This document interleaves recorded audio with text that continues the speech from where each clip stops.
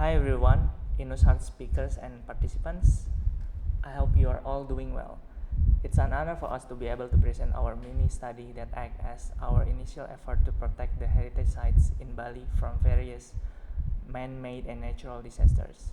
I am Saiful with my colleague here. Ari Murdimanto. We are civil servants of the Bali Cultural Heritage Preservation Office, also known as BPCB Provinsi Bali, Directorate General of Culture, Ministry of Education and Culture.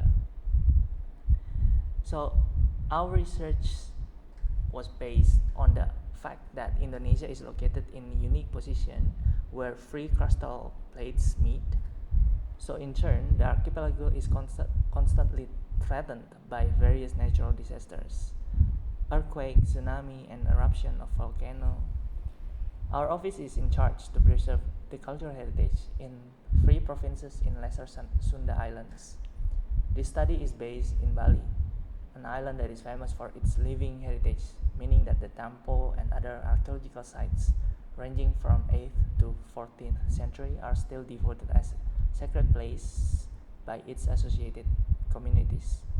However, Bali was suffered from various disasters. For instance, major earthquakes in 1917, 1976, and 9 years ago in 2011, along with a myriad amount of minor earthquakes.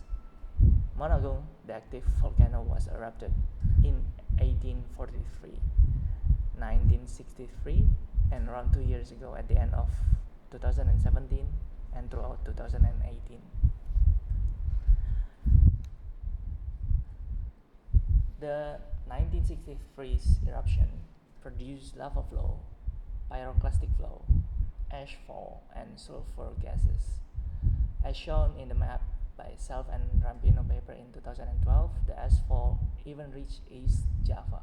So this is also an important knowledge for us. These are typical disasters that happened earlier this year. Both are located in Gianyar, specifically in Gunung Kawi Temple and Pengukur-Ukuran Temple. Both are sites that associated with Bakhrisan watershed that is part of the inscribed Subak World Heritage Site. Moving on to the research problem, there are 707 identified cultural heritage sites in Bali.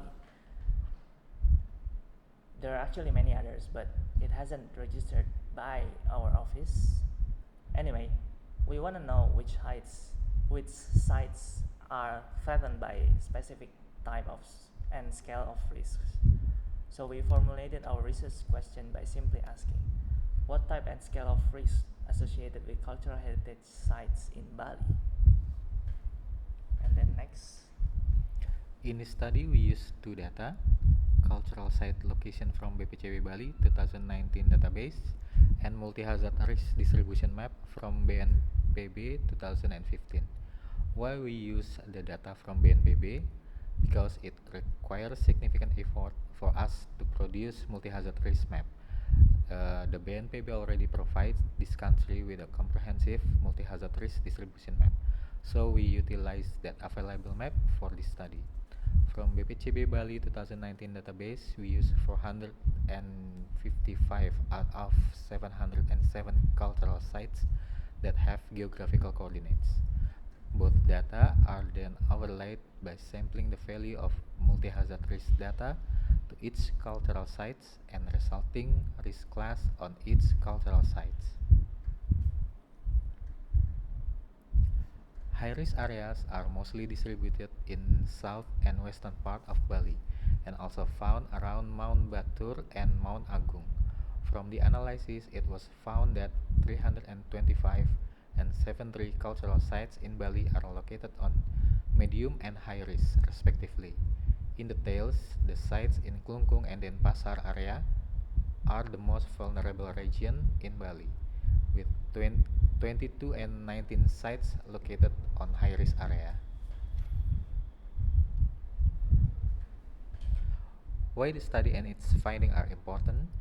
Firstly, the study served as an initial part of disaster management for cultural heritage. It's essential for associated stakeholders, informing them which sites are exposed to high and medium risk, so that they can have a better preparation or preventive strategy according to associated risk exposure. To date, while the Indonesian government official has significantly improved the nation's disaster management, there are limited studies to disaster management for cultural heritage sites. Some other studies are particular to one or a group of heritage sites. This study is taking Bali for a pilot study on a provincial level due to its numerous amount of living cultural heritage sites. The study may also be replicated to other areas in Indonesia. This study is aligned with the notion of place-based conservation, a conservation that should meet the requirements of traditions, climate, natural disasters, and policy, acknowledging that we cannot simply generalize one method for all to solve complex cultural heritage problems. That's all from us. We are available to be contacted on these emails if you have further questions.